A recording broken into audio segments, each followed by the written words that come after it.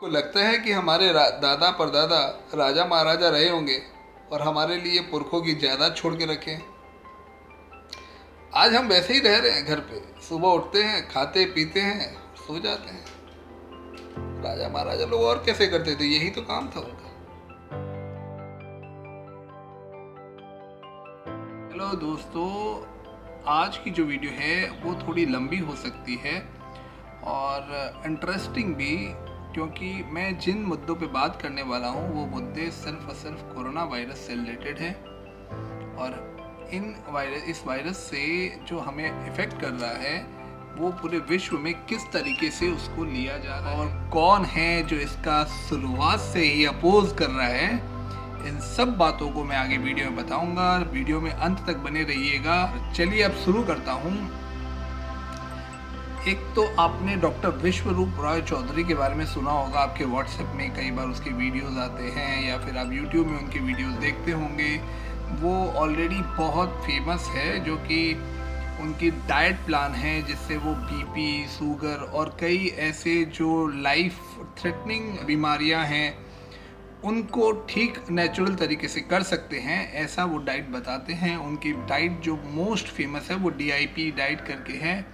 वो और भी कई तरीके से नेचुरल तरीके से बिना दवाई के आपको वायरल प्रॉब्लम्स या किसी तरह के बुखार को ठीक करने के लिए उन्होंने डाइट बताया हुआ है। वो बोलते हैं उसका उपयोग करें। और मैं ये वीडियो बना रहा हूँ और मुझे अभी भी नोटिफिकेशन आया है डॉक्टर विश्वरूप राय चौधरी से रिलेटेड ही। आप यूट्यूब अगर जानते होंगे, पूरा विश्व लॉकडाउन पैटर्न फॉलो कर रहा है। लॉकडाउन पैटर्न में हम 14 दिन या 21 दिन तक बंद करें और हम ये कोशिश करते हैं कि पूरा जो लोग हैं वो चेन है वो ब्रेक हो जाए। ये बड़ा कंफ्यूजिंग है, तो पता नहीं इसमें विश्वरूप राय चौधरी सच है कि ये जो विश्व WHO सच है।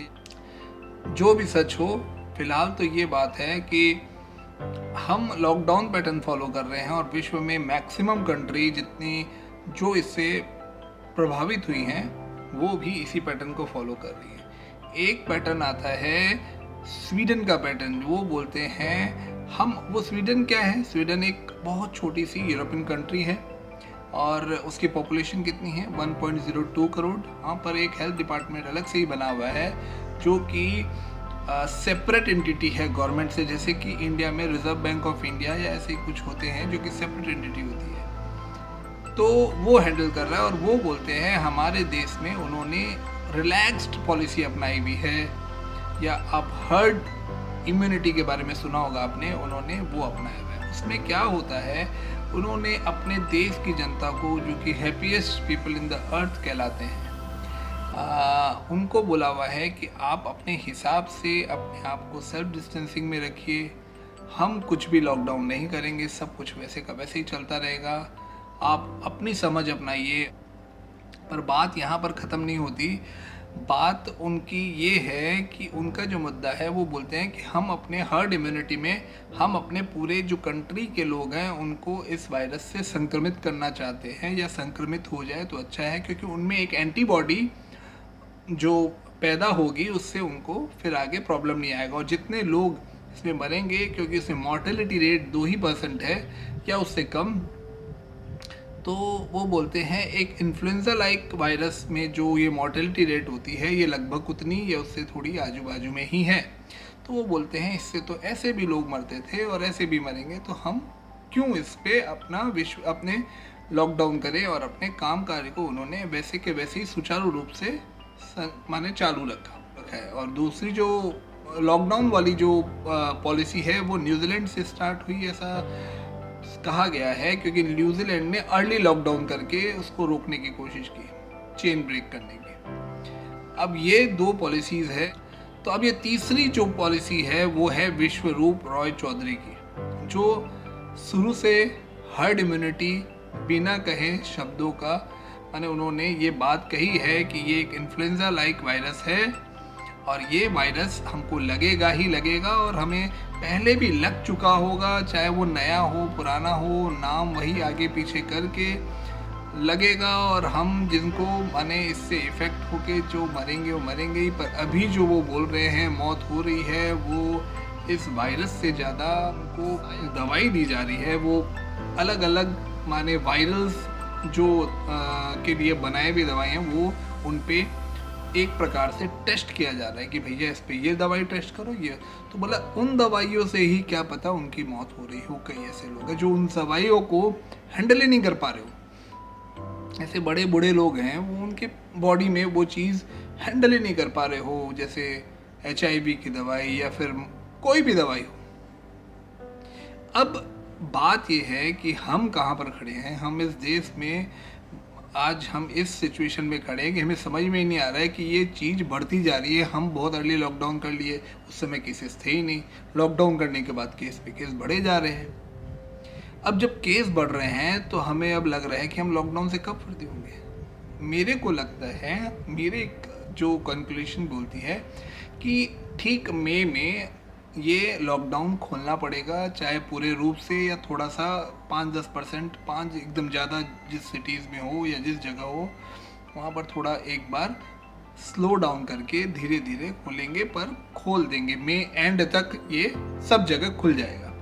तो ऐसा नहीं है कि उस समय वायरस नहीं होगा या कम हो जाएगा, वायरस वहीं की वहीं रहेगी जैसा कि अभी दर्शाया जा रहा है। ये वही पॉलिसी सबकी सारी की सारी कंट्री को अपनाना पड़ेगा जिसमें लोग अपने आप इसमें बीमारी से ग्रसित होंगे और उनको ये प्रॉब्लम आएगी। अभी अगर आप बोल रहे हैं हजारों हजार केस है, जब हम बंद किए थे तो सैकड़ों में केस थे। हम बंद किए जब सैकड़ों में केस थे रोकने के लिए, पर ये रुका नहीं। अब ये मल्टी थाउजेंड केस हो गया तो हम कैसे इसको ओपन कर सकते हैं।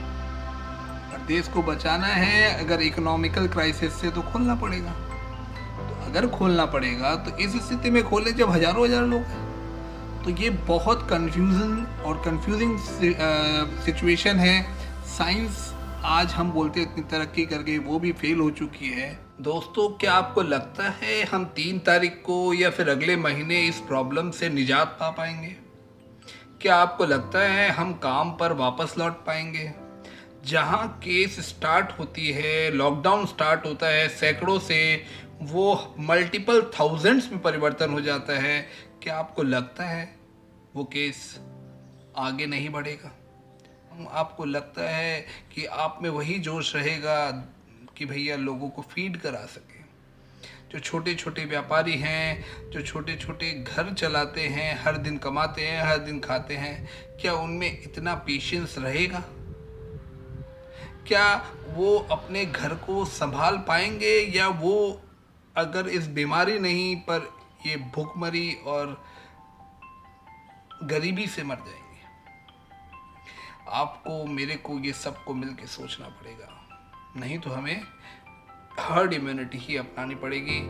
क्योंकि साइंस ने 6 महीने में इसकी एक भी दवाई नहीं मंगाई। ये विश्व भर के लिए प्रॉब्लम था। विश्व की एक भी कंट्री का एक भी साइंटिस्ट अभी तक इसके लिए दवाई नहीं बना पाया। पता नहीं क्यों इसके लिए सब वही खोज रहे हैं कि भैया इसके लिए वैक्सीन बनाना है, जो कि 1.5 साल 1 साल उसका रोज रोज न्यूज आती है। आज की ताजा खबर, नई खबर, खुशखबरी। क्या खुशखबरी? खुशखबरी तब होगी जिस दिन इसकी दवाई आ जाएगी या इसका वैक्सीन बन जाएगा। तब तक के लिए कोई खुशखबरी नहीं। जय हिंद, वंदे मातरम।